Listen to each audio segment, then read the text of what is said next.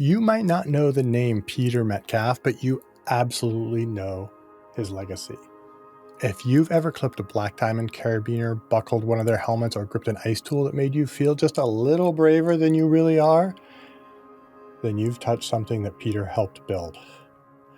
Long before Black Diamond Equipment became one of the most influential brands in mountain sports, and long before Peter became its CEO, he was an obsessed climber. A dirtbag with a dog-eared copy of Freedom of the Hills, sleeping in a little tent up in the Bugaboos, hitchhiking to the Gunks, and working his way through his apprenticeship as an alpinist by tirelessly climbing rock all summer and ice all winter. In 1980, he and two partners set out to climb a new route on the formidable Mount Hunter in Alaska. They launched up this massive wall with nothing more than a rope, a rack, and packs on their back. They expected their climb to take 6 days, and it took 13. On the descent, they experienced full-on out-of-body hallucinations, and one of them sadly lost all his fingers to frostbite. The story of that climb is raw and real, and it's a lesson in leadership under pressure and in trusting your partners. It is a story about choosing unknown transformation over the status quo. And it's a story about choosing to climb until they crossed over onto Sun Tzu's death's ground, where the only way to live is to continue to fight. A few short years later, Peter found himself facing a very different life or death situation. Chouinard Equipment, the legendary climbing company started by Yvon Chouinard, was bankrupt. Most people would have walked away, but Peter did not. As the general manager and against all outside advice, he organized a group of fellow climbers, not venture capitalists or bankers, climbers. Together, they scraped together the money, and he convinced his workforce to roll all their retirement savings into the collateral that they used for the loans with frighteningly high interest rates, and loans that they needed to survive. Peter will tell us what he learned in climbing his mountains and how those lessons shaped everything that came after for him. How risk in the Alpine prepared him for risk in business, and how humility, honesty, and a shared purpose can build something that truly endures. This is a story about climbing, yes, but more than that, in the true spirit of uphill athlete, it is a story about becoming. My name is Steve House, and this is Voice of the Mountains.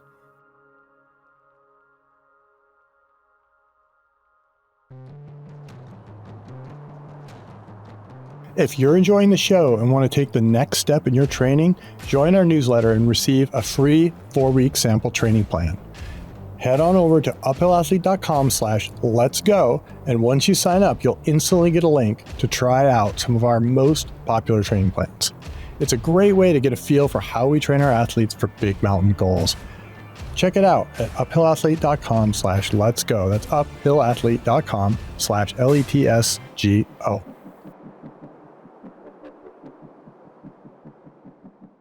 Welcome, Peter. Thank you so much for being here today. I really appreciate you. Thank you, Steve. I appreciate the opportunity. So why don't you start us off just by telling us a little bit about how you got started in climbing? Because as you know, and I know, and our audience knows, when you started, climbing was not the more mainstream sport that it is today. Yeah, I was very fortunate. Life is more serendipitous than most of us give it credit. And I did what most kids did in the mid 1960s in America. And I was just outside of the city. I'd been born in New York City, and I was just outside of the city. And I joined Boy Scouts. And serendipitously, the scout troop that I joined, we heard it was a good troop, and I liked doing things outside. I was 14 at the time, and it just hit me this unique activity. I loved being outside, and I saw it as a skill to learn because I love being in the mountains. But there was something about this Aardvarkian, bohemian, outsider eclectic group of people, and it was a small group of white collar, blue collar people that just it just spoke to me like it suddenly dawned on me, these are my people. That's your people. Yeah, that's it. So it's as much about the people that were climbing and having not started climbing that earlier, but I mean, climbing has homogenized in some ways, right? In terms of the participation and the people that I see doing it, and not that that's a bad thing. I think that's a good thing and a natural thing. But I think people who didn't climb in the '70s don't remember just how out there of a how fringe of an activity rock climbing was. I mean, there was basically no technology around it, right? There were no cams. There were like the ropes were very rudimentary. I mean, you probably didn't even have a harness to start with. You were probably just tying in with a bowline on a coil, I would guess. And so very No, it was a different than bowline, now. and then rapidly learned that hey, a bowline and a coil are a heck of a lot more comfortable when you fall in a bowline. Than just a straight But bowline. Yeah. yes, you nailed it. I mean, it was very unusual. And when I came back to Long Island, just outside of the city, and told people what I did, nobody understood it. Like, oh, you're rock collecting. You're what? And Yeah. but it was okay. I mean, and to the point you made about it was the people who attracted me, but there was also I loved being outside. I'd done some fishing, a little bit of hunting, and many different things, but I didn't have a vehicle to channel that love of the outdoors in a I needed something that could soak up my thinking, my need for activity in some focused, skillful way. And I tried many different things, and at the end of that weekend, it just hit me that I think it's climbing. I think this Yeah. is my vehicle to love, to enjoy, and just enjoy and cultivate my love for the outdoors and the mountains and the wild places. Well, as someone who I believe we both know, Kyle Lefkoff once told me, like, if his theory is that if you have the climbing gene and you get exposed to climbing, your life has changed. And it's just like you're on that path now, and there's nothing you can really do about it. It's taken over your fate and directed you in that direction. And that gene lays dormant in many people, maybe sometimes for their whole lives, because they never get that serendipitous exposure that you had through the Boy Scouts. Yeah, that's I had not heard that from Kyle, but I love that description. And I think it's very apropos. I think at the time, as I got serious about it, I think some people would have been less gracious and said it's a terrible addiction and it's ruining your life and all of your friends. You're going to end up to nothing. Yes, that's the flip side of obsession, right? Because it can also be addiction. So To the point, how I did understand that as I tried to introduce some of my good friends in Garden City, I became in some households with parents persona non grata. I was the kid who was attempting to turn their kids into delinquents, taking them to the gunks. yeah, yeah. You know, I was so lucky in that way, like with my upbringing personally, that my parents supported it and loaned me a car when I was 16 so I could go, in my case, to Smith Rocks in 1986 and things like that. And not everyone has that support, and so that's really great that you were allowed to express that and follow that. Yeah, I fully agree with that. When I had accepted and taken my parents' support of this for granted until I saw the reactions of other parents. I think what they saw was they provided me with a safe home and a good basis, but wanted me to have enough independence to experience the world in the way that they had. And though I didn't have the benefit of a car, they were very willing. This is the '60s, late '60s and early '70s. You could hitchhike. You could jump on the train, take it into New York City, which we would do. Take the subway up to George Washington Bridge, walk across the George Washington Bridge, and start hitchhiking on the Palisades every weekend. And that was the weekend routine. And they were very supportive of that. How did what was your journey like from going to the Shwangunks to, going to big mountains, in Alaska and elsewhere? How did that what was that path like at that time? I would. First, let me respond and say, yes, I guess at the end of the day, I would have at a point in my life definitely called myself first and foremost an alpinist over a rock climber. But I will say, throughout that period of time, I was incredibly passionate about rock climbing. I just wasn't at the highest levels, but I so enjoyed it. And it was what I did the majority of my climbing, along with the winter ice climbing in mountains. But when the weather was warm, I loved to rock climb. And then to answer your question, the journey to that was the diet of books that most of us who got addicted to the sport in the late 60s and early 70s had. It was I Chose to Climb by Chris Bonington. It was The Hard Years by Joe Brown. It was One Man in the Mountains by Tom Patey. I mean, and what I saw in all these biographies or autobiographies that I was reading, and the people who introduced me to climbing at the Shawangums, the AMC, they were all mountaineers. You know, alpinist wasn't used so much at that point in time in America; it was in Europe. But all of them were quickly telling me like something to the extent of you got to get these skills. And in the summer here at the Gunks, it is so hot and so humid. You got to get the hell out of here.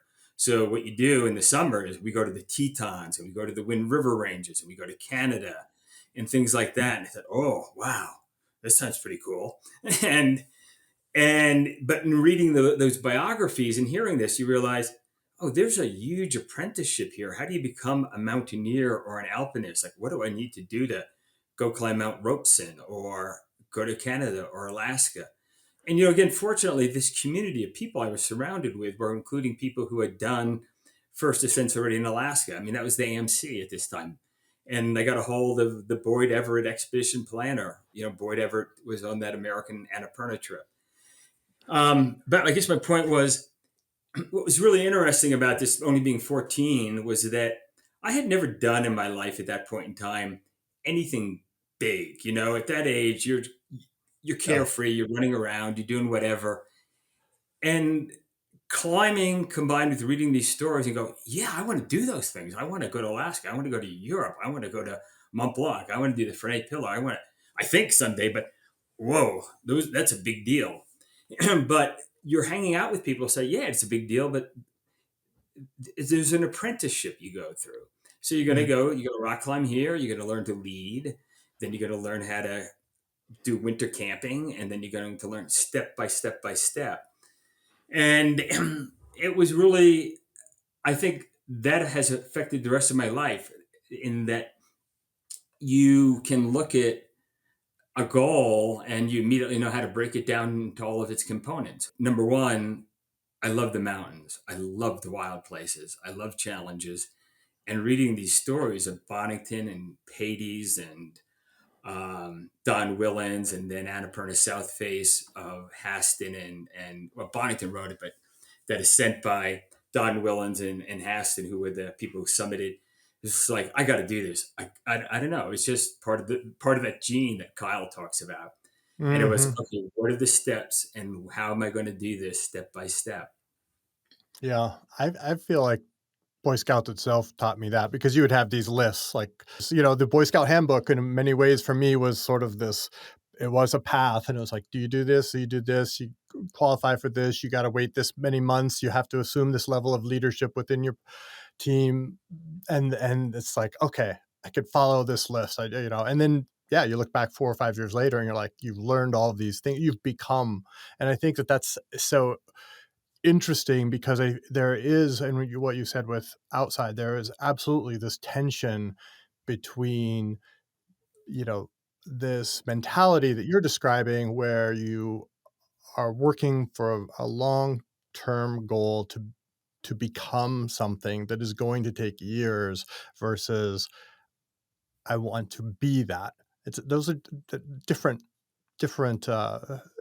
You can be an alpinist perhaps in 7 days by some definition, but you haven't become a new person through that process, and those are very different things. Right. It's not been a metamorphosis. And, I had never before thought about what you just said about the Boy Scout, the handbook. But as I think about it, I, when I was done with my copy it was so dog-eared, and I think like you, I read that thing. It sat by my bed every night before going. Before it was what I read until I fell asleep, and I Yeah, quit reading it and using it when I got serious enough about the climbing a year or two after I started, and then that book was replaced by something else that became very dog-eared, but it had hardcover. It was called Mountaineering: Freedom of the Hills, yeah, which showed you everything from how to do Tyrolean traverses to tension traverses to crevasse rescue. And I would read that every night and go, okay, what am I going to practice this season? yeah, yeah, yeah. That's it's.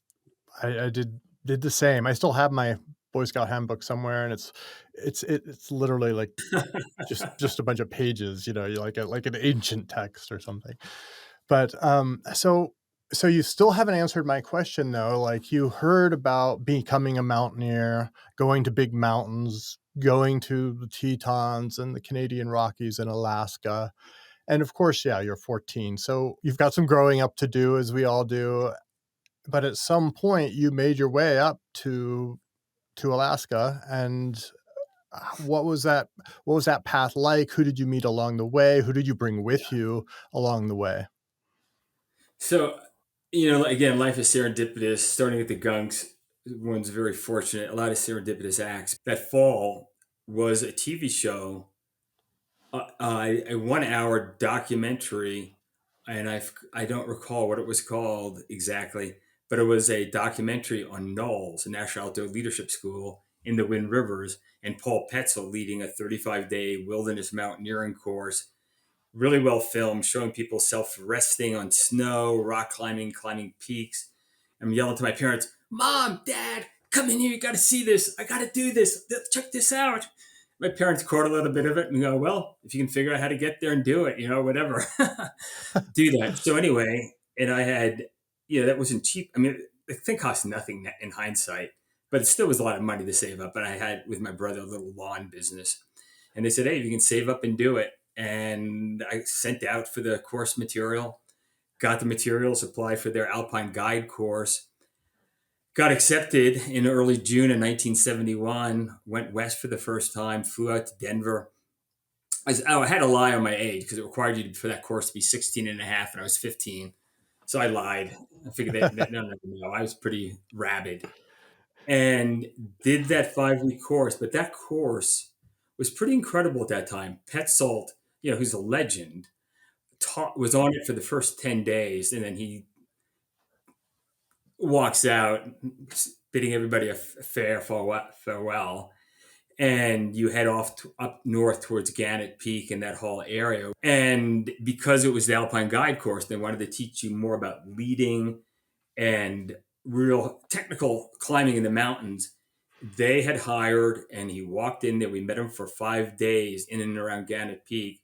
Somebody who, just before I went out there, I had read about, because at that time, the coolest publication that you could read about climbing was called Ascent.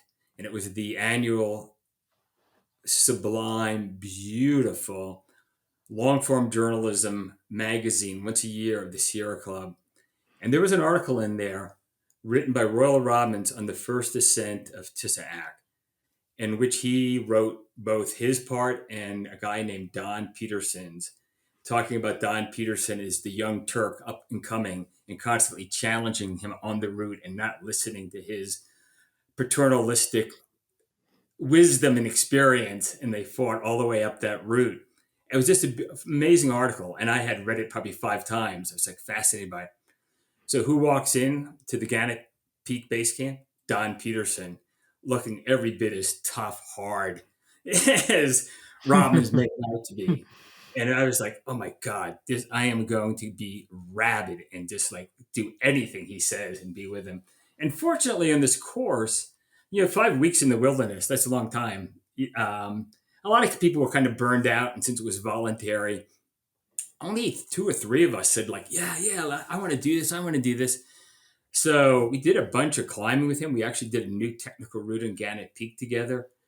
But I mean, just hearing his stories and climbing with that guy, by the time I left Knowles, I really felt like I had definitely come up a level. And one of the Mm, young guys who I really hit it off with whose name escapes me at the moment, but doesn't matter.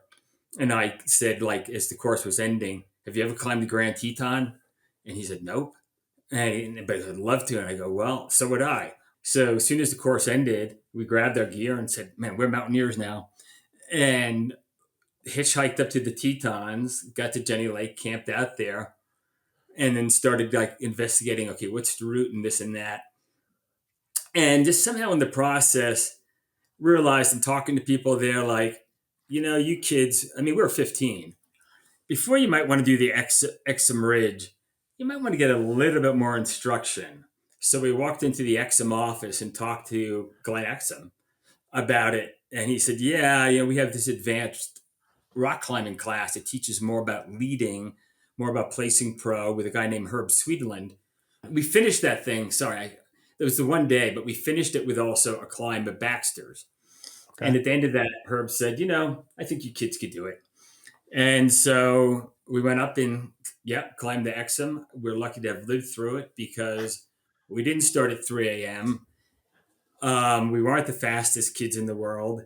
And I learned a lot about afternoon thunderstorms. So we got up near the summit in a raging thunderstorm Ooh, with, I had long scary. hair, frizzy hair standing out, sparks flying between the few carabiners we had.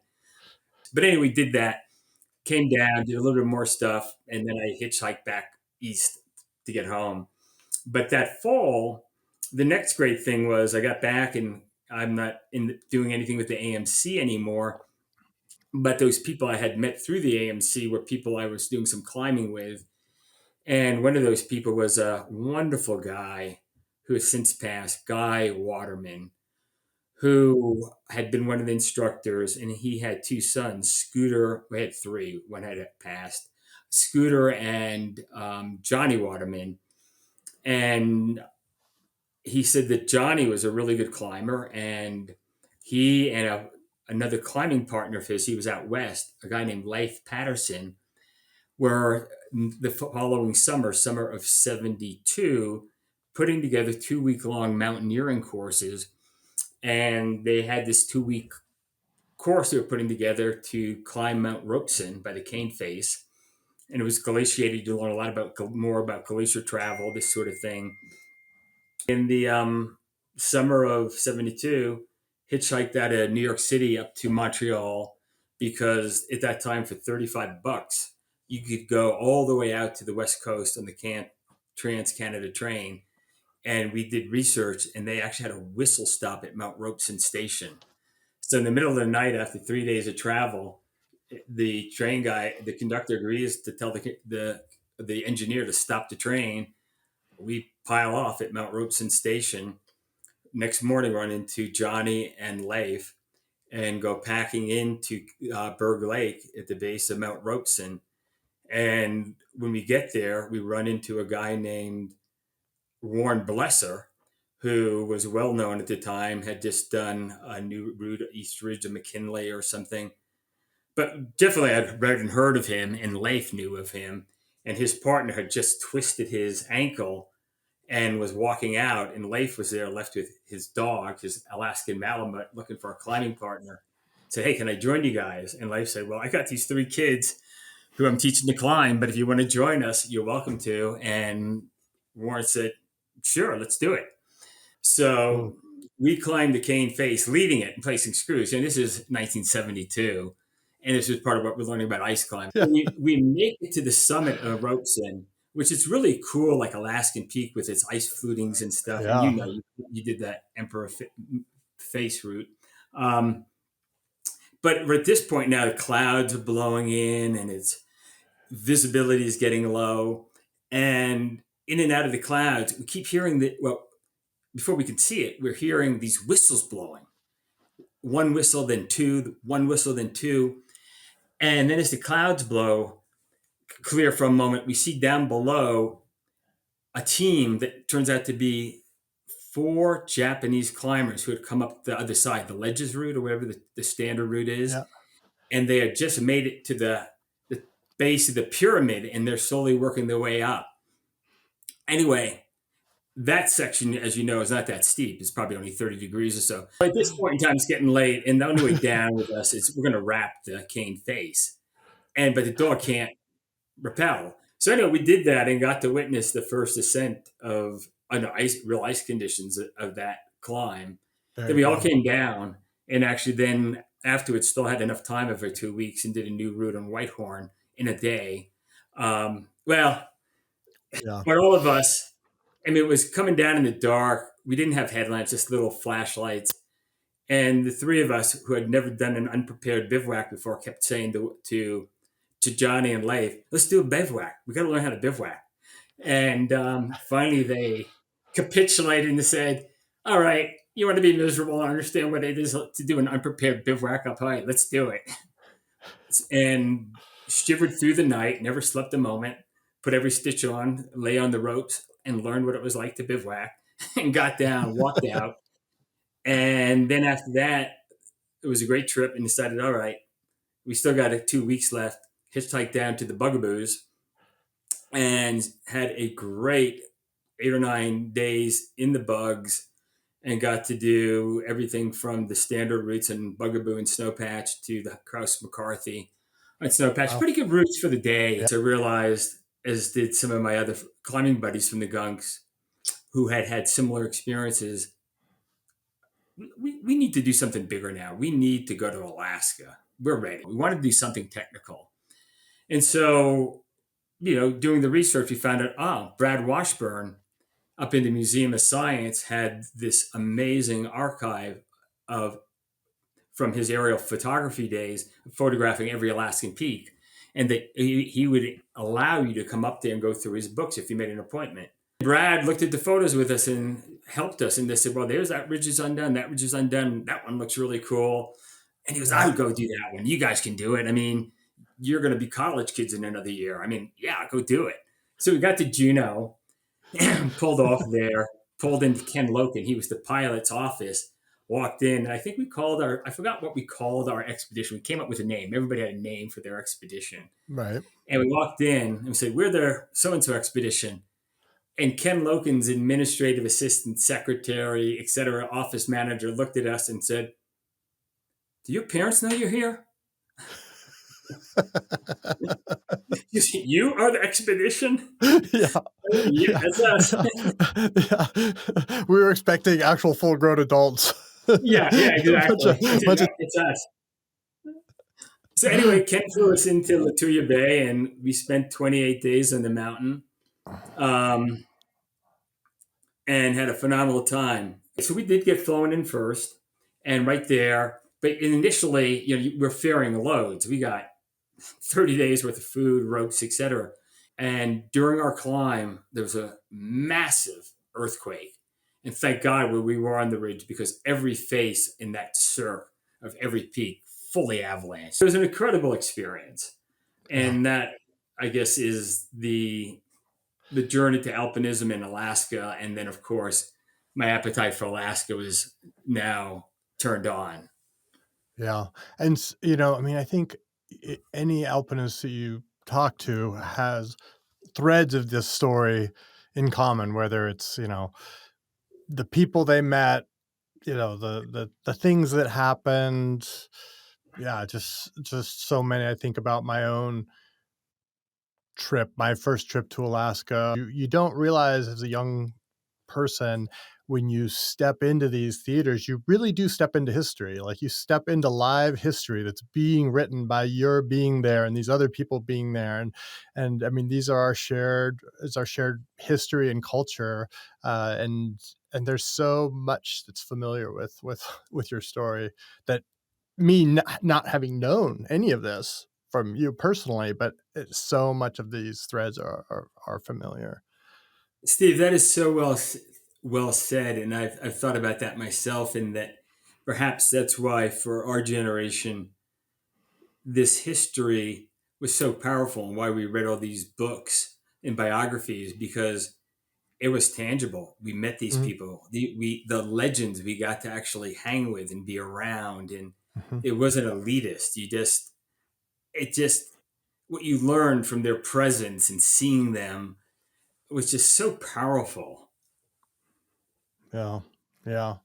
So I think it was, correct me if I'm wrong, but 2 years later went to climb Mount Hunter by a new route. No, it was yeah, but you got a good part of this down. So 2 years later, I go to do a new route in 1975 on Mount McKinley. Okay. We called it Reality Ridge, the southeast ridge of the South Spur, and it was with several of the same people who I had done Fairweather with, three of the same, two of the same, and one new partner, a partner that I had met in the fall. I got hooked on Alaska and began looking at let's do something on McKinley or Logan or St. Elias, and came across the reality, what we called Reality Ridge, the southeast spur of the South Ridge, and decided like, okay, let's go do this guy and let's do it capsule style instead of leaving a bunch of ropes. This is still before things are being done alpine style up there. Hmm. The gear was still not that good. It was better then than it was 2 years earlier.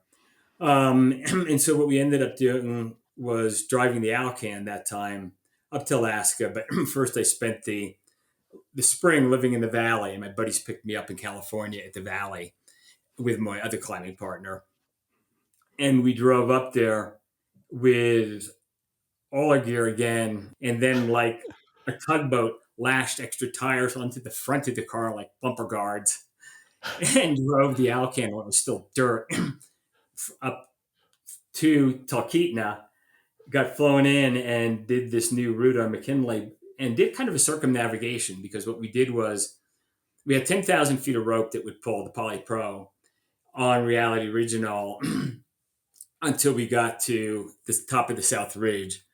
Then we buried it in a crevasse deep down. And then from there, I think we had a ferry, one or two more loads, went into Thayer Basin, and then up out of Thayer Basin up into what's really, I guess, the Muldrow route, Hmm. and over to Denali Pass. And then the weather wasn't so good, so down to the high camp at 17.2, did the summit, and came down the Kahiltna route, down to base camp. And that was 45 days. It's a long Yeah. time to be on the mountain without a shower or anything else.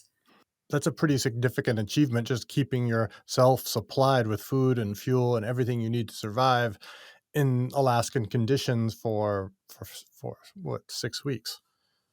Yeah, yeah, 45 days is a long time. Yeah, ferrying all our own gear and loads and food and pulling ropes out, refixing them, pulling ropes out, refixing them, and all of that. And I think our theme song at about the 30-day mark became Paul McCartney's "If I Ever Get Out of Here." Um, Yeah. but great experience. And but well, in Talkeetna, both waiting to get flown in, I think we had to wait that time 5 days, even though at times it looked really clear. And I kept looking at Hunter, and from Talkeetna, the central rib of the south face is like a gigantic Walker spur. Mhm. And I looked at that thing, I thought, that is one of the most aesthetic lines I have ever seen. And asking around, nobody knew if it had been, nobody thought it had been climbed.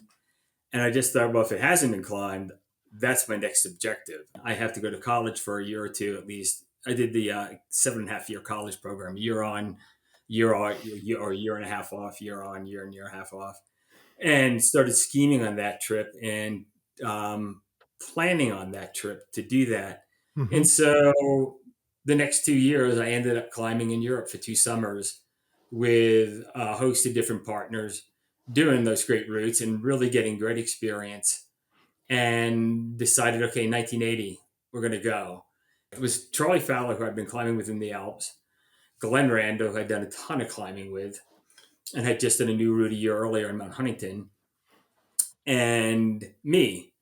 And then Charlie fell in love and decided he's not going. So somebody else who I had not climbed in the Alps with, but I had done a lot of rock climbing and ice climbing with, as said Glenn, was Pete Athens.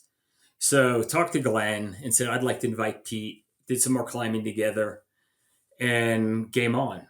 And it was up to me to sort of organize, okay, what's the style? How long is it going to take? Because I'd been there before, Mhm. and plan the trip out. And anyway, did that. And that's what ultimate got us to in the May of 1980 to Talkeetna and the Tokasitna at the base of Mount Hunter to try it again. Mhm. Mhm. And with a totally different what was the group dynamic on that trip?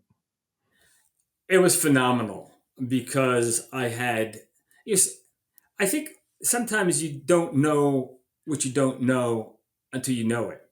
And what I mean by that is you sometimes take things for granted. So my first two Alaskan trips, dynamics were great. We had spent time together and I just thought like, yeah, you climb some with people like we get along, it's all good. And then on that first hunter adventure, I realized among some of the other reasons we failed that no, it's not a given that people are going to in these very stressful, very challenging situations that they're going to mesh and bring out the best in each other and support one another. So that was something I was highly cognizant of with this team and what we needed to do this. I also recognized at this point, having been there once and been on it and backed off of it, that this was going to be the most, up until that point, without question, the most serious climb of my life. And it was a climb that I also realized and explained to Glenn and Pete. This is something we might not come back from. And it's not that we had a death wish. It was just that this was important enough to me, and I wanted to communicate that to them that this was going to take everything we had. We had to be our best. And even with that, the outcome was not guaranteed, nor is our coming back. And I remember at this point, because I won't go into details, I had already had now several partners killed climbing and people I knew well. And so I had to go through that experience. Actually, the previous summit in Chamonix, when my climbing partner from Fairweather was killed, and went through that experience of having to tell his wife, call his dad, meet them at the airport, and go through that trauma. And I think my realization at this point in time was also that not only do we have to accept our own risk factors in this, but we have to understand that there may be other people who are going to be affected if we get killed. And we need to make sure those people know what we're doing and why we're doing it. And we accept the risk and understand that so they can accept that. And I Mm. actually wrote a letter to my parents and said, do not open this letter. My brother saved it, explaining that to them. I said, open in case of problems or something like that. I think I gave it to my Mhm. brother and explained it to him because he had it. Mhm. Mm. Um, so I just share that because I wanted to be sure they and all of us understood what we're getting into and why it was the dynamics was so important and the training and thinking through every piece of gear we had and testing it beforehand and making sure that this was right. Mhm. Mhm. Mhm. Yeah, and you chose Glenn and Pete rather I don't know what the right term is, deliberately. Yeah, that takes a lot of self-awareness, and you have to be, I think, pretty vulnerable with what that means, right? Like, you have to be honest about what you're actually talking about. You're actually talking about life and death, and as you said, affecting how that affects other people, what you're choosing to do and why you're choosing to do it. That's a lot to, lay out.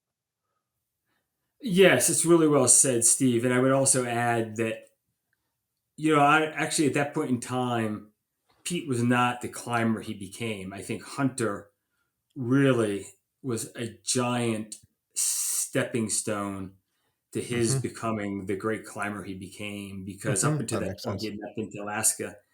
And both Glenn and I recognized I had climbed with him, by the way, the previous summer in the Alps. We had done the American Direct on the Drew in 3 or 4 days and several other longer multi-day routes. And so at this point, I was definitely much more experienced than Pete, but he was strong. And to the point you just made is that it's not only experience. I mean, technical ability is really, really important experience.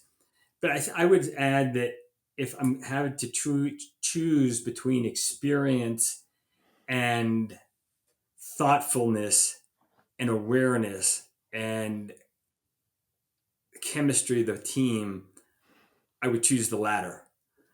And what I knew with Pete, having been through some challenges on the climbs we did, the guy is very thoughtful. He has humility. He knows what he's willing to admit when he can't do a lead, and he's willing to tell you when he can. Um, and to your point, you were saying earlier is that in the team dynamics, what have to you have to have 100% confidence in the competency of your partner, and you have to have 100% confidence that there is enough absolute brutal honesty with your partners that they're not going to take the lead in a situation like this where you can't fall if they're not up to it. That they have Yeah. to say, "I'm just not up to this," Yeah. or like, "Hey, I'm up to this. I'll do it," and they have to be able to say anything and everything that's on their mind that's going to affect their performance, and a realization that this is really a cliche but it's so true. It's like you're only as strong as your weakest member. And if somebody's not healthy and well, you're not taking care of your team or your partner, you're screwing yourself. Hmm. Um, so there's all those are such important dynamics in working with a team of people to get things done. And you're looking for humility and a lack of hubris in people so that they're so honest in acknowledging their fears, their concerns, and that you can talk through things and find a solution and everybody can agree with it and not fight over it. Right. Right. Yeah. And around this same time, I'm not exactly sure on the timeline here, you got involved with a young company called Chenard Equipment. You wanna tell us This how that came to be? Because, you're best known to many as, I don't know, what the right title of it for you was, if you're the founder of Black Diamond, because you did reincarnate Chenard Equipment as Black Diamond Equipment, and then you led that company for decades, until its eventual, sale, and then remain involved to this day with that company. Been an incredibly influential, you know, company doesn't do it justice, but it's, Black Diamond itself, in part through you and all the others that worked on it, that you shaped our culture, you shaped our conversation, you shaped our vocabulary in many cases, and you've absolutely shaped the technology that we all used. So I want to get into that, but I want to hear how you got into that and how that came about. Thank you for those very gracious comments, Steve. I appreciate them. So, America is a place to be a quote, professional climber in the 1970s into the early 80s was very different than it is today. I did like my academics. I didn't know what I wanted to do other than I wanted to climb, and I wanted to work as little as I could and climb as much as I could. So I lived as frugally. I didn't own a car until I went to work for Yvonne, and it was 1982. I finally bought a car, but the goal was climbing, and I survived doing what climbers in that period of time did. Was I worked out with Bound often. I did a little illegal guiding. I worked as helping out at the Climbers Ranch, some at the Alpine Club. I spent 2 winters throwing chain with Mike Munger and Angus Thurmer on drilling rigs in Wyoming. In the winter, I was a chain hand on Wildcat rigs, Cool. and it was reasonable money and but not great work. I realized that by 81, I was starting to think like this is not a good long term sustainable model. And I was looking at Fred candidly and going, I want to have more of a career than Fred. I need something besides just climbing and working on rigs, working out with Bound, picking up work. That's not a future there. I need something more. And so this is 1981, and I'm traveling, climbing with what I call the more serious climbers of America at the time, and a few of them are starting to get this new job, which I'd never heard of. Is called sales repping. And it seemed like they could keep climbing and they own cars and they would just stop by all the retailers I knew. I knew Bob Culp. I knew Gary Neptune. I could go talk to those guys and they just show them some product, talk to them about product and get orders, go to the next shop, go climbing for a couple of days. And I thought that might be an interesting way to break into a career. So I just started sending out letters to people I knew at companies that I had hustled free gear from for expeditions that I was aware of this. Here's who I am. You know who I am, Yeah. and I'm ready to start getting more serious about working. And I think I would be a great rep. And corresponded with all of them and whatnot. And one of the companies I sent a letter to was I didn't know Yvonne, but I had met him, but he didn't know me. But I knew people who knew him. Talking about, sorry to interrupt, but we're talking about Yvonne Chenard, who founded Chenard Equipment and Patagonia. Yes. And so started corresponding about a rep job. And and Patagonia, Chris McDivitt, who was at the time, general manager of Patagonia, replied and said, Yvonne says he's interested. We're interested. We'll talk to you. Why don't you come to Chicago? There's a trade show in Chicago at this date and interview. And I just wrote back a letter at the time. I didn't tell her I didn't have a car, but I didn't have a car and I didn't have any money. And I'm like, I'm not going to Chicago with to interview for this job. And then another opportunity came up somewhere. But at this point, climbing was working really well and it was going to be a sacrifice to go somewhere to interview for the job. And I just blew it off. I didn't even respond. And I just, at this point, so now we're at the spring of 1982 and I got contracts that summer with Outward Bound. I fly up to Alaska in May with Glenn Randall. When I get back from Alaska in late May or early June, there's a letter waiting for me, and it's from Chris McDivitt. And she begins with, "This is the last letter you will ever receive from me." That's quite a beginning. Well, And she says that Avon last year split his companies up. And this up until 1981, there was one company, and it was the maker of it was Chinook equipment, and it had Patagonia clothing, it had Chinook equipment climbing hardware, and GPIW, which was a retail store and a mail order operation. And what the letter said was, we split the companies up. I'm running Patagonia. Somebody else is running GPIW retail. Yvonne thought he was running Chinook equipment, but it's become clear to me and him that somebody needs to run it. And at this point, the company is sub $1 million and it's declining. And you cannot tell the history of global climbing without telling the history of short equipment, whether you're talking about big wall climbing and pitons or free climbing hexcentrics and stoppers or ice climbing with the rigid crampons and curve pick tools. But Yvonne had begun really focusing by the late 70s on Patagonia. And by 1982, that company hadn't even done a catalog in a couple of years. Wild Country was crushing it with its rocks and now Friends. And Sean Equipment was going backwards very quickly. But the reputation was strong. You don't ruin a reputation like that um, very easily.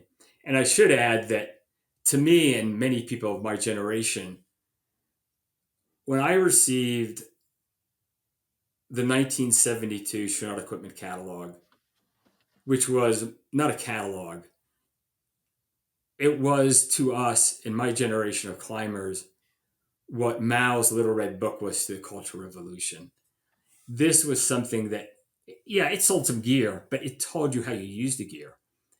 It told you how you dress. It told you what your ethos were, what your ethics were, what your morality should be. It showed you how to dress, how to act, how to behave. I mean, this was a template. I had become, I was a full time climbing bum. I had reduced my worldly possessions down to literally a single haul bag. I didn't own a car. And I had that catalog in there. That catalog I had. I still have it today, 50 years later. Um, so to me, when this letter comes and I'm told that Yvonne is looking for a general manager and that he looked at my resume again and said, give that guy a call and let's interview him. I thought, all right, stop everything. this isn't a rep job. This is to go work for the guy who wrote the Little Red Book.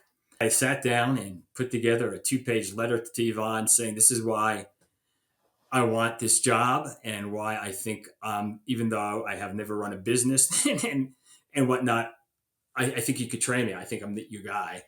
And for the first time in my life, rode my bike over to the FedEx office, threw down what was a lot of money, $25 to mail somebody a letter. So he would have it when I called. And so then the prescribed date, called him up and said, um, hey, Yvonne, it's me, Peter Metcalf. And he goes, and I knew immediately I'm off to a good start when he said, yeah, I got your letter. That's a great letter. Let's talk about it. Had a long conversation with him. And then he drops the bombshell. But he goes, I can't hire you off of a letter or a phone call. He goes, we got to meet and spend some time together. And I go, oh, where? I go, coming out to Ventura is not easy for me. And he said, well, I'm in the Tetons. I go, well, I got these 3 contracts with Outward Bound this summer. I'm leaving shortly. I got to start working. And he goes, what are the dates? And I tell him, he goes, you got a break in between those. And I go, yeah. And he goes, well, I'm teaching an ice climbing course for 3.5 days on the Teton Glacier through Exum on these dates. You're free then. And I look at it and go, you're right. And he goes, get up here and help me teach this course. And then we'll spend a day with Melinda at the house and that's be your interview. So anyway, I get that with Bound and talk one of my buddies into who has a car. And I said, hey, I'll pay all the gas to Jackson on our break. And you get to meet Yvonne Chenard. All we got to do is walk up to Surprise Lake and you can join in on this ice climbing course if you want. And I just tell him finally, like, hey, man, this is Yvonne, this has been great. And we talked about, by the way, I should say in the interview, has been talking about what would I do? What gear ideas do I have? I mean, it was a very intense interview. And I finally just said to him, I got to run, man. What do we do from here? And Yvonne pauses a moment, grabs this little piece of scrap paper, writes something on it, and hands it to me. And it's an address in German. And I said, what is this? He goes, that's an address in Germany the guy we just hired. He's a climber, and we just hired. We're going to set up business in Europe. And there's a trade show in Munich, Germany called ISPO in September, mid-September. And this guy's going to be there. And that's how you're going to start. Just find your way to that address on that date. And you'll meet this guy and you'll start at the trade show. And that's going to be how you start. And I get up and go, thank you very much. Well, I'll figure it out. I spent the past 2 seasons climbing over there. I'll figure it out and go there. And then I stop a minute and go, oh, one question. You will pay for this flight, right? And he goes, you get there, I'll refund you. And I go, oh, one other question. What am I getting paid? And he thinks of it and he goes, $15,000 a year. And I'm like, done. I'll see you there. I just got to say, having known Yvonne for myself, I mean, for those of you that are listening that haven't seen Yvonne or interacted with him, you're just playing him to the letter with just the mannerisms and how he thinks and how he, how resourceful he is. It's a scrap piece of paper. It's not like he doesn't have, it's not prepared. It's in his head, but he's making all the right decisions. There was a time where people's work identities and personal identities were highly separated for the most part, right? Like traditionally, like that's how my parents grew up. That's how, like culturally, that's how we were. One of the things that was always different at Patagonia is that was not the case, because even when I got hired on as an ambassador in the late 90s, we went to Yosemite with Yvonne and Melinda and Ron Kauk and, Dean Potter and Steph Davis. And we rented a cabin and we went for walks in the woods and talked about the philosophy of climbing and cooked meals together and slept, we're sleeping on the floor in the living room. And, that's very, very atypical, especially at that time and now, if you fast forward to the current day, I mean, maybe because of remote work, it's shifted, but that has become much more common culturally for people to integrate more of themselves and to do things. Now we call it team building. Yvonne, I think, was, again, as you said, his instincts were always so good. He'd rather hire a climber and teach them how to fill in the blank than the other way around, because then he had common ground and cultural fit. And you really carried that through as created the culture at Black Diamond. I mean, I was around at Black Diamond many times over the decades, and all those people that were there were climbers. I think every great climber, and at least in the United States, worked for you at some point. Was Yeah. that a conscious thing that you engineered after that came out of your experience with working starting with Chenard? Yes, absolutely. And I just want to say that you're absolutely right about the Chenards.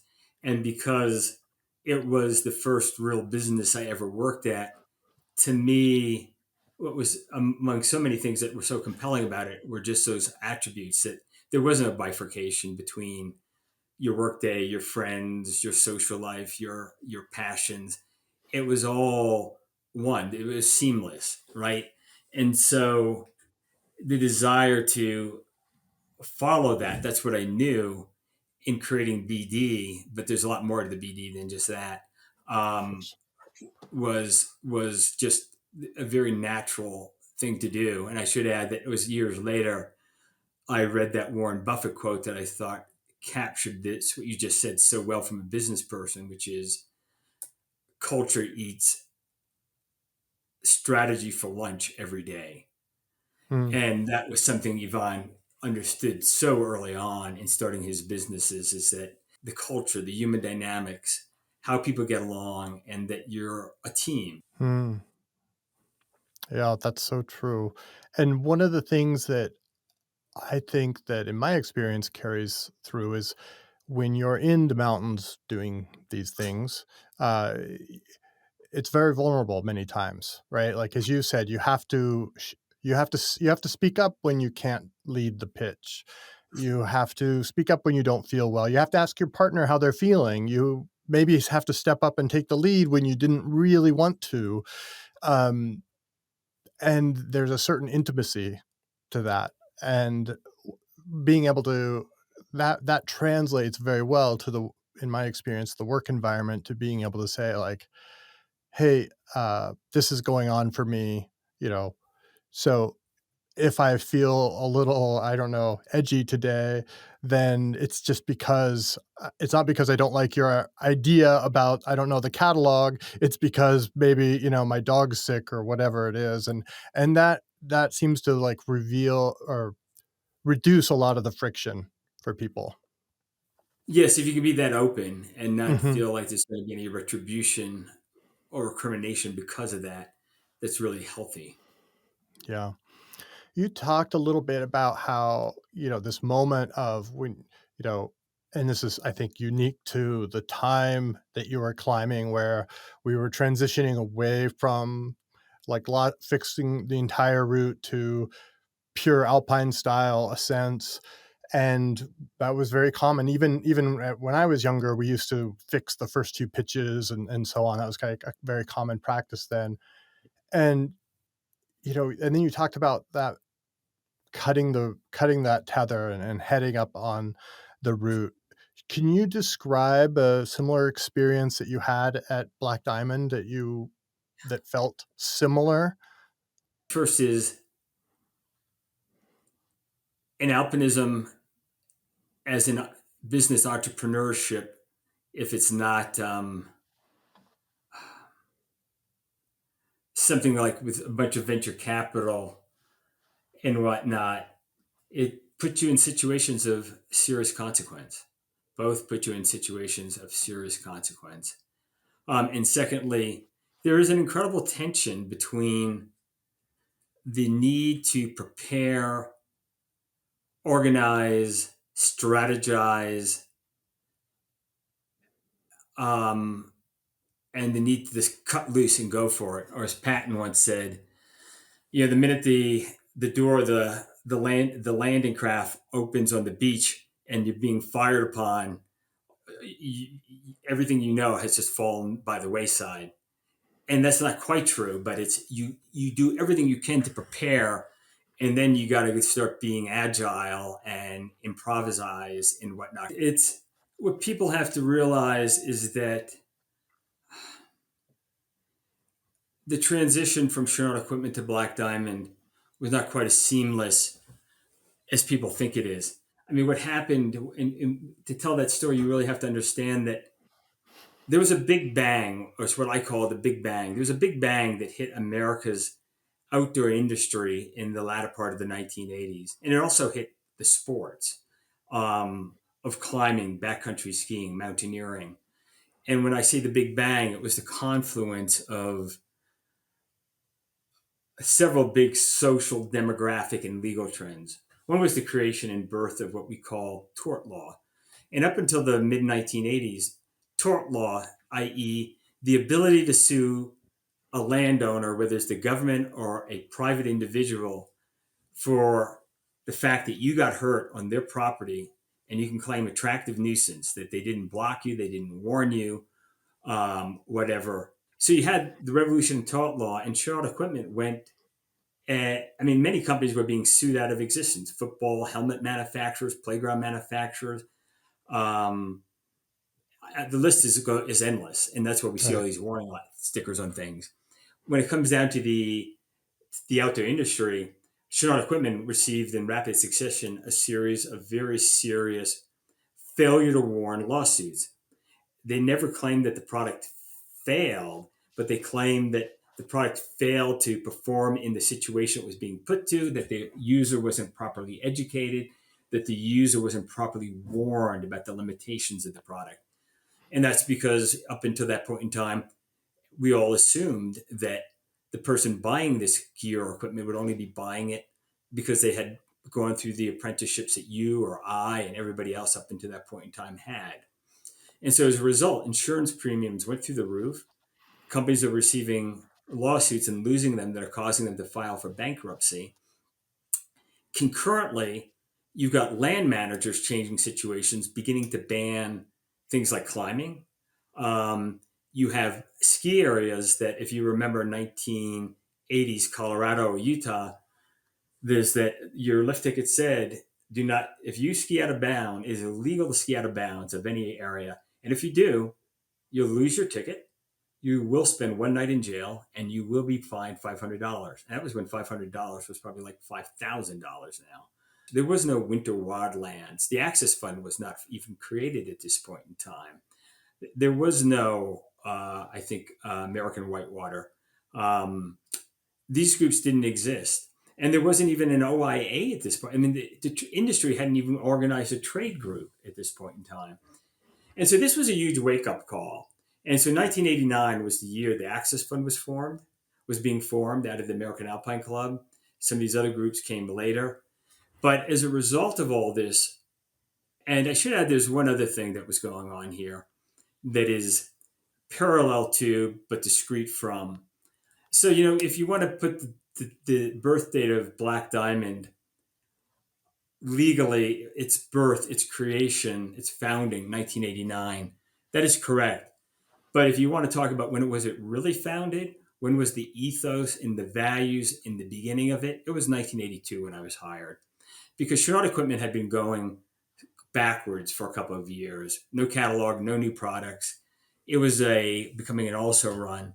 And I don't say that with any disrespect for Yvonne. He was just now focused on Patagonia and not climbing very actively anymore. I began to, as I start growing the company, I had permission then, okay, you can start hiring people. And so who was it I want to hire? I wanted to hire my friends, meaning climbers, people that I had climbed with or knew of, would interview and talk through and start building a community of climbers, because that didn't really exist over at Patagonia so much anymore. Um, and so that started there. Um, And with and it was those, also a realization that we had to really move the forward with the sport. To me, and those who I was hiring, the future, the golden years, because I was 20 something, I was 27 when Yvonne hired me. The golden years were still out the windshield.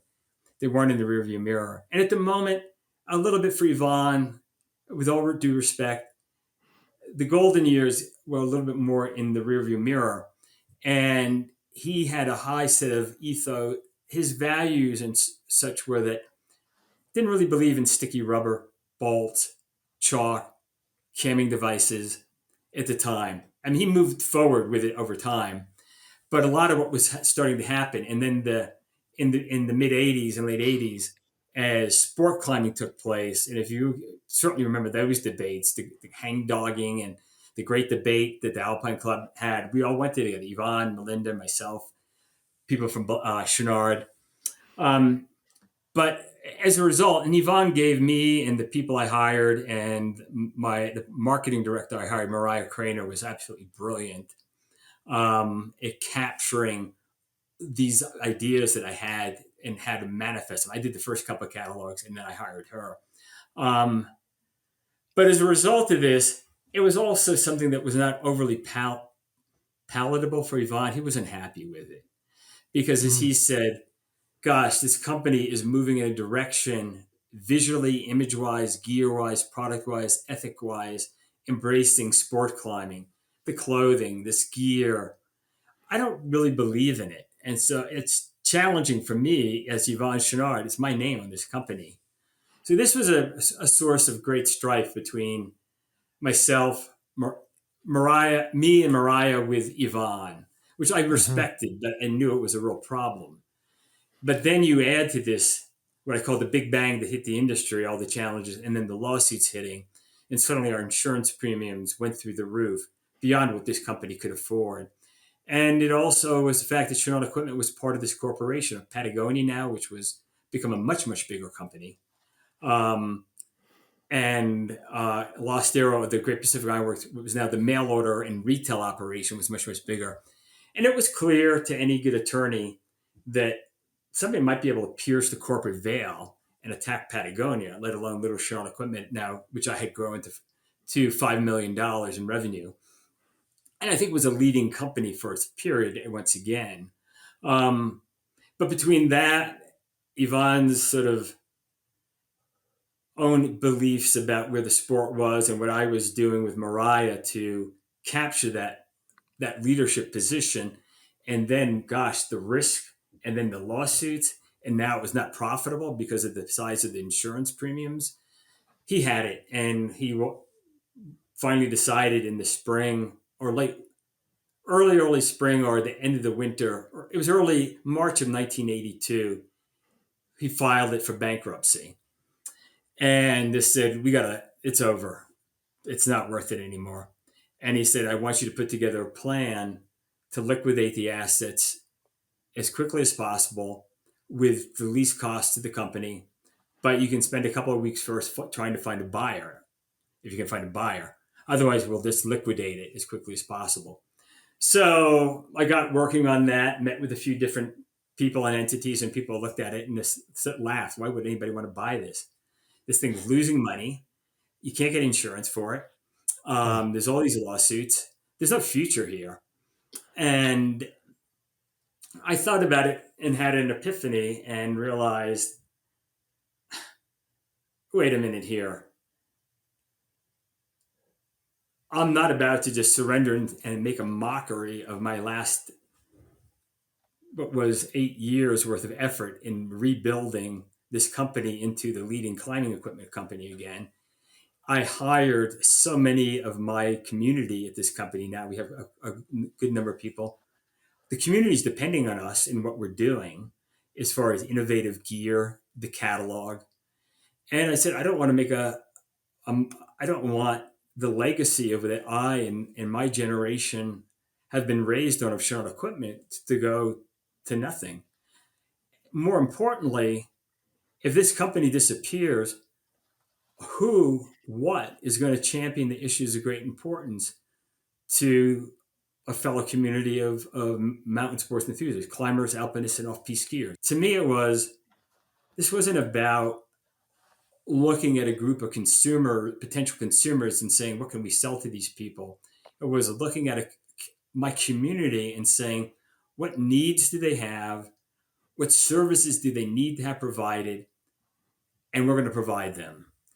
And because this business would be created to champion the issues of great importance to a fellow community of technical mountain sports enthusiasts and to champion the issues of great importance, which I defined as good, safe, innovative, high performance gear. It was to continue to affirm and celebrate your decision to be a climber and to champion the access to and preservation of the mountain canyon crag environment that we also love and our sports and activities are absolutely dependent upon. So that was the vision. And I shared that with employees and I just said to them, look, I don't have any money, or very little. I'm not paid that much. You guys, I know, don't have a lot of money, but don't leave Right. and stay. Come on, guys, stay. I want to start a new business. It's going to take some time. I'll figure it out. Give me some time to do this. And so, one, Did the Chenards agreed to give me some time. I said 3 months. It turned out to be about 8 months of hell. I finally found a commercial finance company who agreed to do the deal in LA at interest rate of 12 and a half or 13% with a point to originate. And I said, no, but I'm not giving it a personal guarantee. I said, I'm not even going to be a 10% owner. I have 38 employees who will be owners. I have a dozen outside people who are going to be owners. I can't give it a personal guarantee. So the last night in November, early November, I go down to LA to sign all the papers.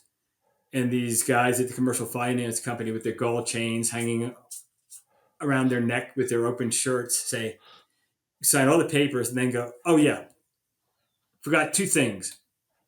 The success fee, it's a point of what you're borrowing. And I said, oh, no, we got it. It's the origination fee. Oh, no, no, no, no. That's the origination fee. This is success fee for the team here to split. And I go, you got to be kidding me. You go, there's no deal if you don't sign that. So I sign it. And then you go, oh, yeah, and one other thing. We were really torn over this personal guarantee. We got to have it. I said, you got to be fucking kidding me. And they said, no, we got to have it. And at that point, there was so much at stake. And I thought about it and thought about all the commitments people made. I realized, what the hell? I mean, I'm still young. I don't have that much equity in my house.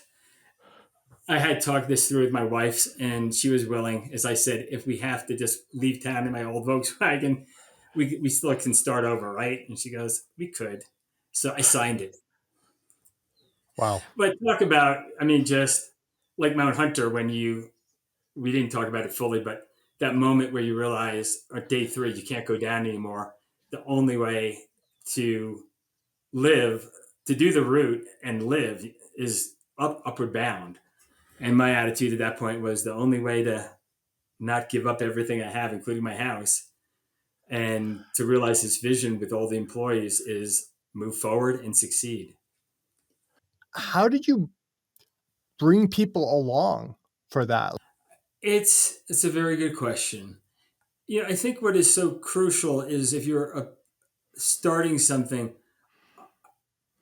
are you doing it because you're trying to make money, or which is not very compelling to anybody unless it's a bunch of people in tech. Like, let's see how quickly we can do this and go public and get the hell out and make a buck. That's not very compelling. And to me, as I shared, creating Black Diamond wasn't about getting rich. I mean, creating Black Diamond was my thinking was if we could get to 5 million and break even and make a difference, right? It was make a difference for a fellow community of users through gear, champion the issues of great importance, access, preservation, affirmation, celebration of this success. And this was why are we doing this? This is why we're doing it. This is why we're going to sacrifice. This is why we're going to take risk. So to me, the time that I put in was on the vision. Why are we doing this? Vision, mission, and what I call the 10 commitments of this company, which is The style in which we accomplish this goal is every bit as important as what we accomplish. And what I mean by that, it was like what the 10 commitments. We will share the success of the company with all employees. We will be a truly global business. And there's a reason behind each one of these things. We will be a fierce but highly ethical competitor. Um, we will champion access to and preservation of mountain canyon crag environments, things like that. And it was putting that together and sharing that with everybody and go, if this has resonance to you, then I ask you join. And I will myself and the management team will figure out the other components. And depending on who the people on the team had to be involved in more and more. And then some aspects when nobody else had to be involved in me because I think the role of a leader is not to shield people from the overall risk factors and concepts, but they do need to shield from some of this. And I didn't want to hide.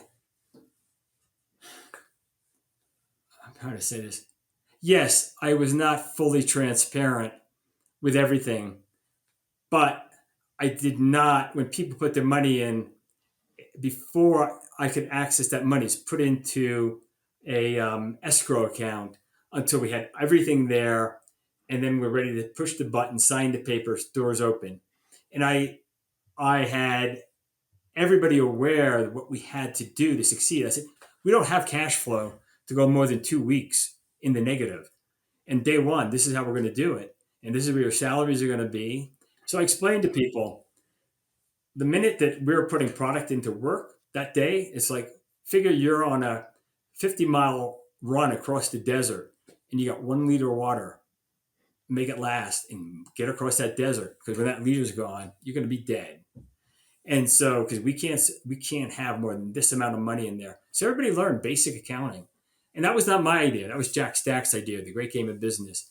Make sure that people understand the dynamics of your business and what it's going to take to be successful and stay in business, so they don't lose their job and they don't lose their money. Yeah. So it was tiered, is what they knew. But the most important part for them to know was there was risk, and this is why we're all doing this, and we're in it together as a team. I don't get anything better than you do, and I'm with you here 100% of the way. I mean, you were always there in the office, always working, and that leads me to a question I want to ask you. I don't know if you know this, but you know, well, probably you do. Your work ethic was legendary. At what point did you and perhaps Mariah and others realize that sheer force of effort alone couldn't scale Black Diamond to fulfill the goals that you had set out for it? Or I think I knew that the moment I started. yeah, I think Mariah knew that too. That it's I would call it. I mean, I think I recognized that Black Diamond was going to be the ultimate enchainment, the climb without end. That we would never arrive. My vision for the company, separate from the mission and separate from the why, was to be one with the sports we serve, absolutely indistinguishable from it. That we were going to continue to be, or to be an integral part of the community. That when you thought of climbing, alpinism, and backcountry skiing, you thought Black Diamond. And when you said Black Diamond, you're obviously talking about climbing, alpinism, and off-piste skiing. And that we would never arrive at that. We'd never arrive anywhere. It would be a process of constant climbing, and it would take huge efforts. And at the moment one was tired of that huge effort was the moment it was time for you to leave. I said, partnerships don't work. I know that for a fact, and that this is not going to be a partnership. This is going to be a company, a corporation, and we'll have a board of directors made up of investors and you, but you serve at my pleasure, and I will serve at the pleasure of the board. You will be both below me, and you'll be part of the group above me. But that way, if I determine it's time for you to go, I can make that decision. And likewise, when the board determines this company is no longer moving forward in the right way, they can determine that and have me leave. And I bring that up because, to your point, I knew it was going to take big effort, and I think in the roles, especially of a senior team, you got to give it everything. I think the same thing about, when I was climbing full time, I I had no balance in my life. I was only focused on that. And now at this phase of my life, I'm only focused on what I'm doing now. And, you know, I I think that there is a myth about, being able to do 3 or 4 things at a time at one time period in your life well. And for me, it doesn't work. Yeah, I mean, to your point, just to reinforce that, back in that period around Hunter, I came back to New York at some point for a week. I invited to Christmas or something, and just between where I was focused on planning a trip and training, my brother said to me at some point, we were pretty close. He talked frankly. He was there, and he goes, this climbing thing has turned you into such a fucking asshole to the family. I mean, you're here for the holidays, and all you're focused on is not the family, but your stuff. And it stopped me in my tracks, and I said, "Hmm, I don't mean to be. This is my life, and I don't mean to be this way. I guess it's who I am, but I will try to do better right now since I'm here." Mm, And yes, starting the company. I mean, even when I got to Chouinard, it wasn't initially, but as I saw what the opportunities were and what that company could become, it rapidly, within a few years, started to become a monomaniacal part of my life. And I think, if you ask my three kids and my wife, how many kids did I have? They'll tell you four, and without question, Black Diamond was the favorite child. And it's true. It's just, it was, and I love my kids, and they know that.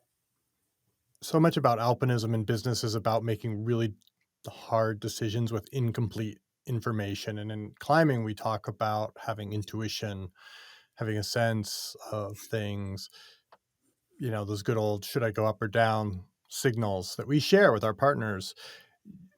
In running Black Diamond, do you have similar intuition, or is it all analytics for you? No, no, it's very much intuition.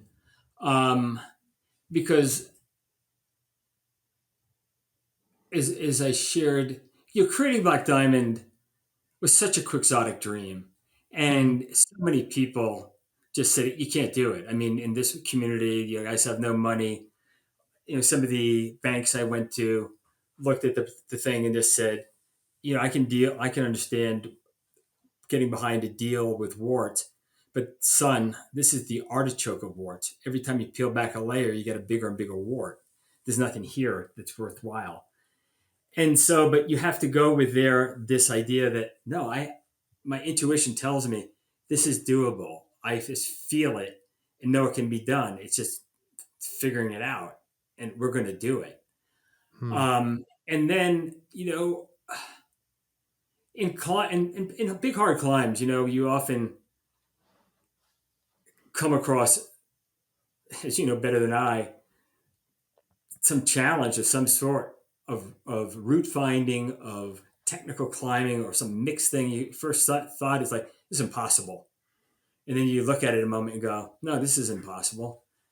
I just need to figure this out, and I'm going to turn the impossible into the possible. Or to say it differently, that happened in Hunter.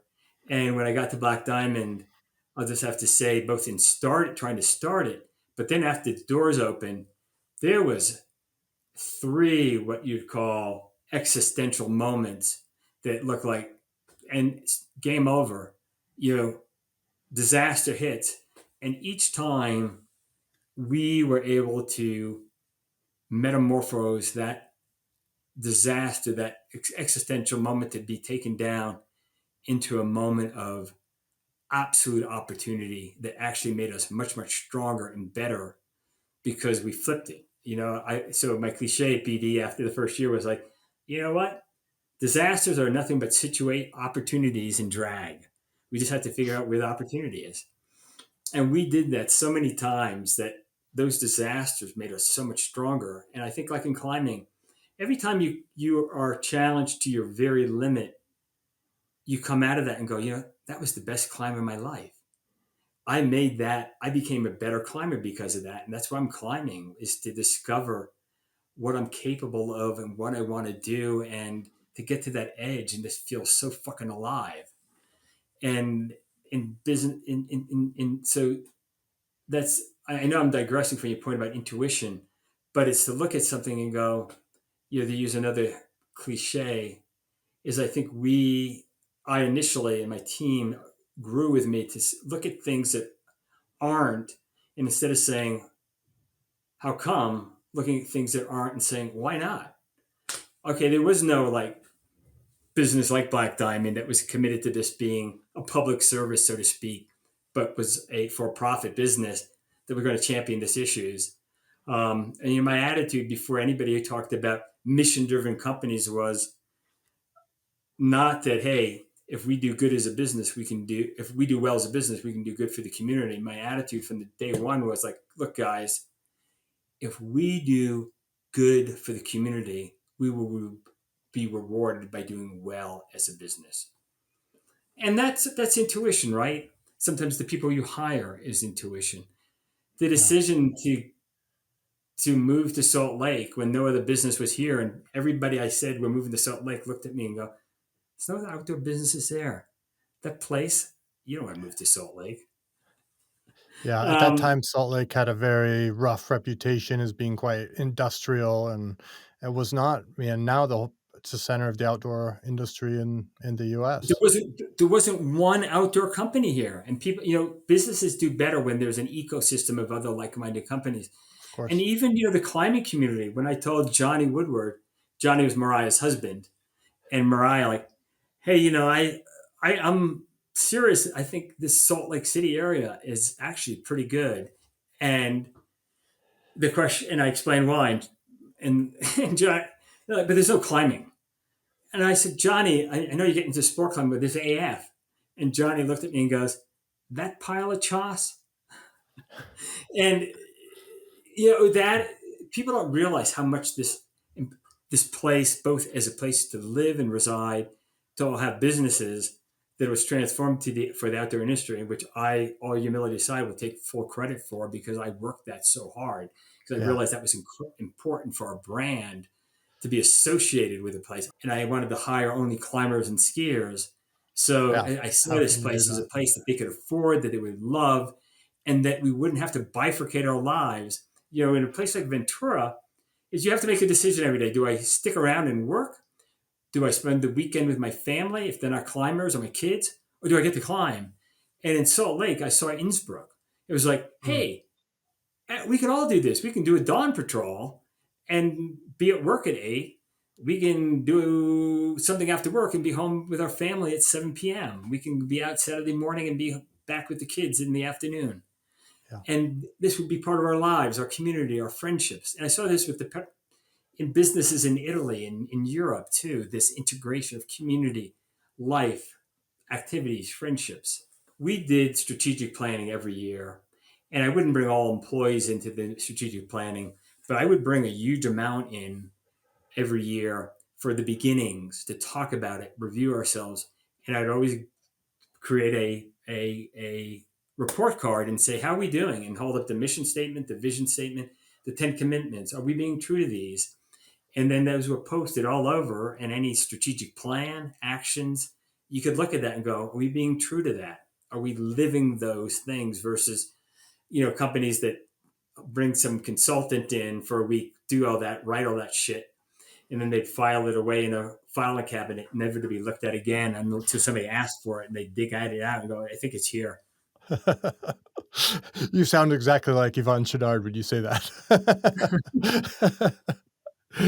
Which is the highest form of compliment. Thank you. I do take If it as such. good, good. If you could sit across from your younger self, in El Cap Meadow or at the Patagonia offices in 1982, what would you tell him about, about self-worth, about your identity, about career? about climbing, about life. I think the advice I would give to people as I look at how we've all done great and have had wonderful, joyous lives, is that be true to yourself, believe in yourself, follow your vision, and the more quixotic it is, that's fine. Understand that there isn't magic that is out there, and that but if you have something, every human being is at the right place at the right time. They just either don't know it or they don't seize it. So be aware, and when know it, follow your heart, and when an opportunity comes, to be aware enough to take advantage of it. And that, for example, for me, that was when Yvonne, when Chris sent me that letter, last letter you're getting from me. So that's it. I got it. And then you have to seize it. And so many opportunities come. Like the opportunity to start Black Diamond came out of a disaster, right? I talk about turning disaster into opportunity. There's liquidate these Yeah. assets. I don't have a job. What am I going to do? It's like, no. And what's my community going to do? This is a wonderful opportunity, but you got to seize it. And I should say at that moment, I just had a kid born. My third kid was just born at that time. It's like I mean, the shit that was going on in my life at that time is like, this is not the time to leverage everything and try to start something. But my heart said it is, right? And it was being Mm. aware enough and having the support of people around you that are going to at least sign off on it or support you.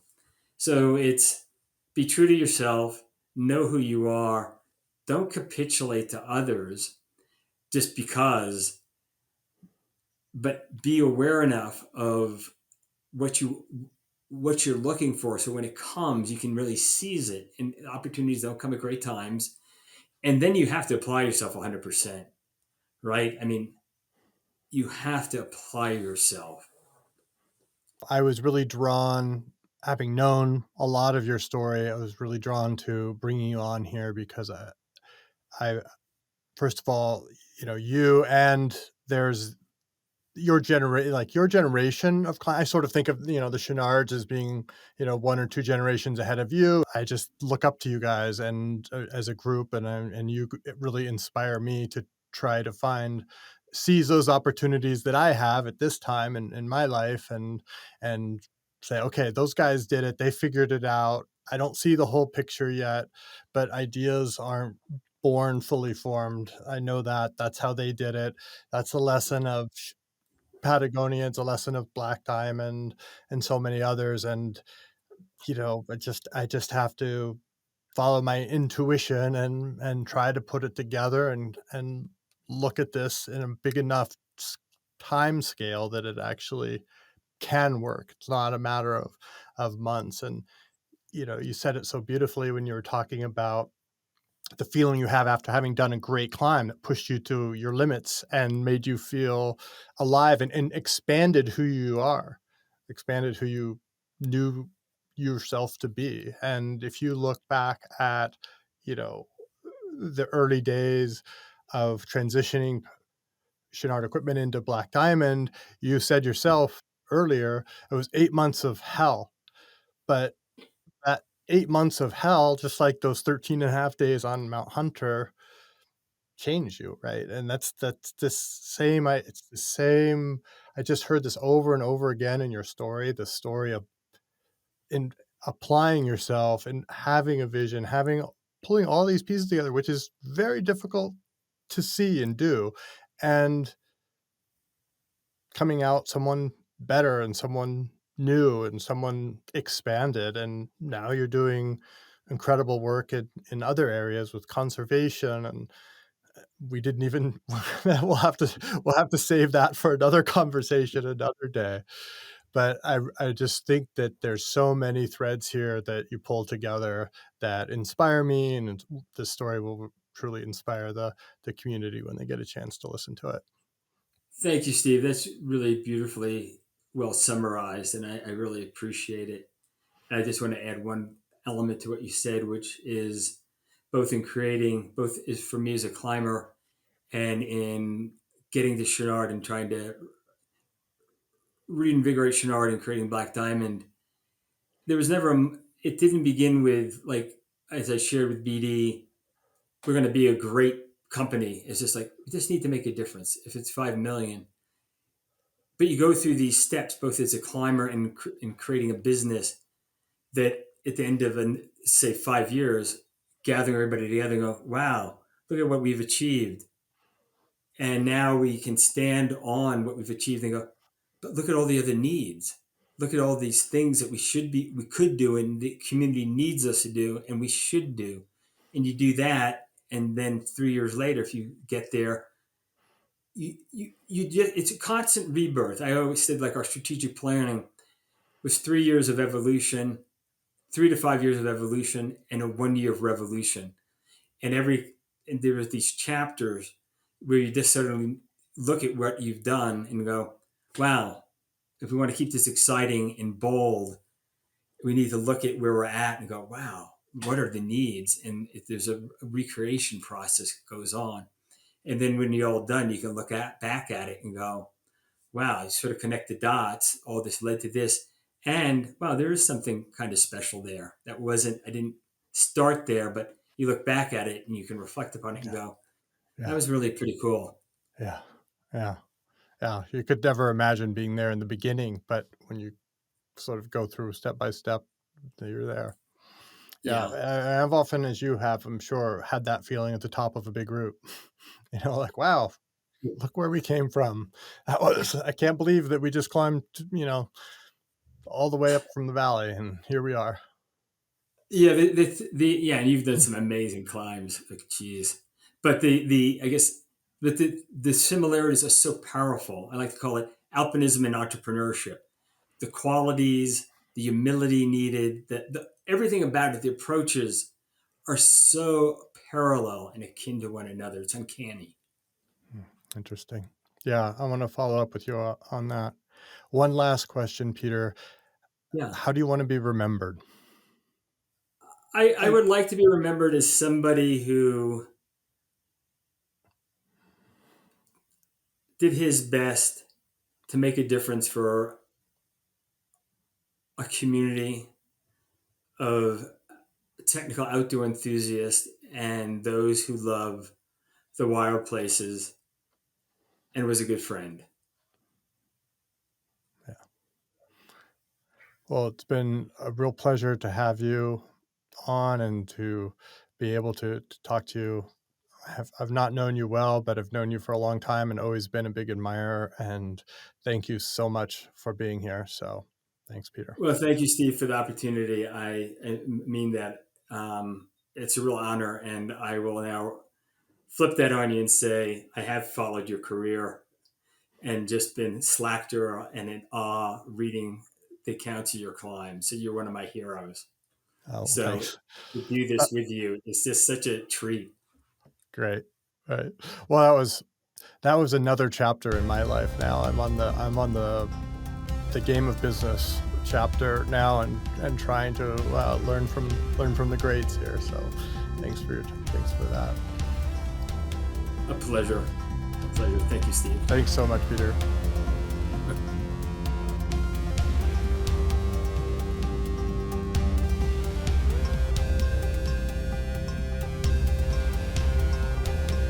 One of the most common questions I get is, how should I get started with training?